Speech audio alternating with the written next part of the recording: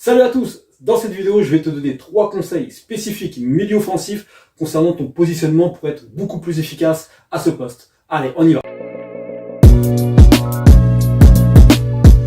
Donc au préalable, avant de commencer, pour que l'on soit bien d'accord sur le poste de milieu offensif dont je vais vous parler, je vous parle bien du joueur qui se situe juste derrière l'avant-centre, donc en position de numéro 10, appelé maintenant quasiment 9,5. Donc ce poste, pour vous donner des références, à la Bruno Fernandes ou à la Griezmann. Donc la première chose, ça va concerner votre positionnement lorsque votre équipe a le ballon. Donc lorsque votre équipe a le ballon, une des choses à faire et qui est très efficace, c'est toujours d'essayer de vous positionner entre les lignes, c'est-à-dire entre le milieu de terrain et la défense. Donc, imaginons donc une situation où votre partenaire aurait le ballon là. Donc, vous, en tant que milieu offensif, vous voulez toujours constamment essayer d'être dans le dos du milieu de terrain adverse. Pourquoi ça, en fait? Ce qui va se passer dans les situations là, donc, imaginons, vous êtes ici.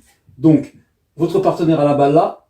Vous allez causer des problèmes aussi bien au milieu de terrain qu'à la défense, car personne ne va savoir exactement comment vous prendre. C'est-à-dire, imaginons, votre partenaire est là. Vous recevez une passe là. Donc, ce qui va se passer, ce défenseur-là risque sûrement de sortir au marquage sur vous et donc par conséquent créer un espace ici dans lequel votre ailier peut plonger ou pourquoi pas votre avant-centre peut plonger. Donc dans tous les cas, même si vous n'allez pas recevoir le ballon dans cette position-là, vous allez créer quelque chose parce que le milieu défensif va être pris dans son dos et le défenseur central va être quasiment obligé de sortir sur vous pour vous empêcher de vous retourner.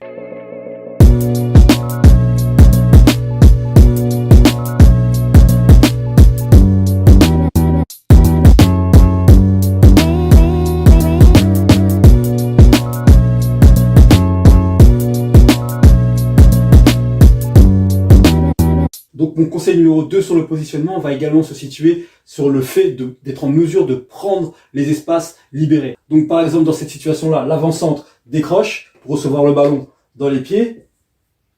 Ce qui se passe, c'est que le défenseur central le suit et donc encore une fois un espace est libéré et vous en tant que milieu offensif, vous devez être également en mesure de prendre cet espace pour pourquoi pas recevoir un ballon long et allez-vous ensuite vers le but ou à combiner avec d'autres joueurs. Mais ce qui est important, c'est non seulement de se positionner par rapport au ballon, mais également de se positionner, de se projeter par rapport au mouvement de ses coéquipiers, notamment des avant-centres et des ailiers.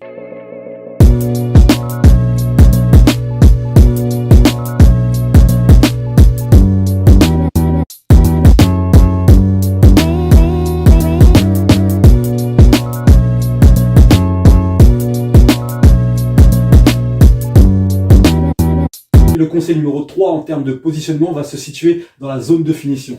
Vous, en tant que milieu offensif, vous voulez toujours vous situer dans cette zone, ce que j'appelle la golden zone en fait. Voilà, cette zone-là à peu près. Erreur de ma part. La golden zone dont je voulais parler se situe bien sur la largeur des 6 mètres. C'est la zone en fait où je dis souvent que les milieux offensifs ramassent les miettes. Alors, imaginons une situation où donc vous avez votre ailier donc en possession du ballon ici, donc qui déborde. Et donc là, ce qui va se passer généralement, c'est que bon, l'avant-centre va plonger au premier poteau, il va être suivi par la défense. Votre ailier, il va plonger également au second poteau, pareil, suivi par la défense. Et là, ce qui se passe, c'est vous, si vous arrivez dans cette,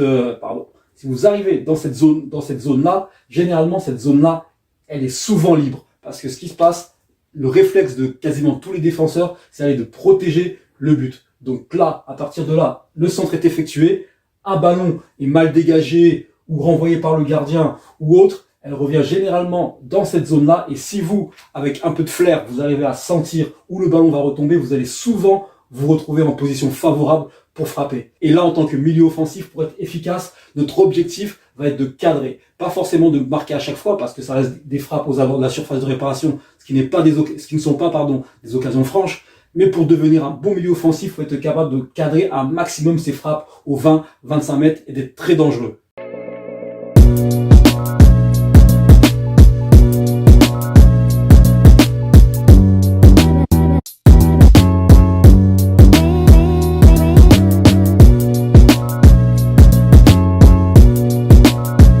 Donc voilà, c'est tout pour cette vidéo. J'ai une partie 2 de prévue spécifiquement pour les milieux offensifs sur la partie défensive. Donc n'hésitez pas à me dire dans les commentaires si vous voulez la voir, je pourrais la poster. Comme ça vous permettra également d'être tactiquement très au point d'un point de vue défensif spécifique au poste de milieu offensif. Et sur ce, moi je vous dis à très vite.